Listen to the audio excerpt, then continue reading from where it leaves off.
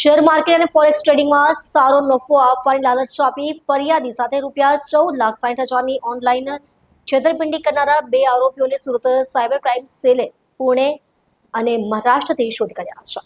Surat cyber crime સેલે forex trading fraud મામલે મોટી સફળતા મેળવી છે। શેર માર્કેટમાં મોટો નફો અપાવવાની લાલચ આપી સુરતના એક વ્યક્તિ સાથે ₹14,60,000ની ઓનલાઈન છેતરપિંડી કરનાર 2 આરોપીઓ સુનિલ કિશન શિંદે અને વિક્રમ સુરેશ શેટેને મહારાષ્ટ્રના પુણે શહેરમાંથી ઝડપી પાડ્યા હતા।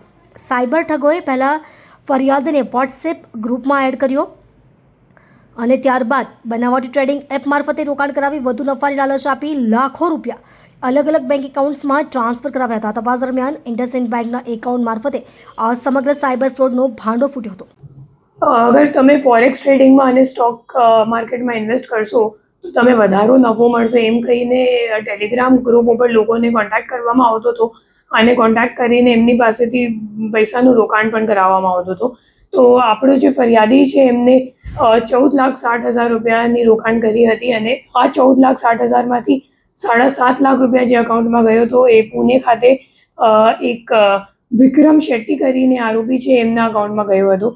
વિક્રમ શેટ્ટી એવું માણસ છે જે એક વિઘ્નકર્તા ફોર્મ્સ કરીને એક કરંટ અકાઉન્ટ આ પેઢીના નામે કરંટ અકાઉન્ટ ખોલાવ્યું હતું અલગ અલગ જુદા જુદા બેંક એકાઉન્ટમાં અને એક હેબિચ્યુઅલ ખાતા આપવાવાળો મ્યુલ અકાઉન્ટ આપવાવાળો જેવો માણસ છે। તો એમને પુણે ખાતેથી આપણી ટીમ ધરપકડ કરી છે। એના સિવાય એમની સાથે જે અકાઉન્ટ હોલ્ડર છે એમની પણ ધરપકડ કરવામાં આવ્યું છે।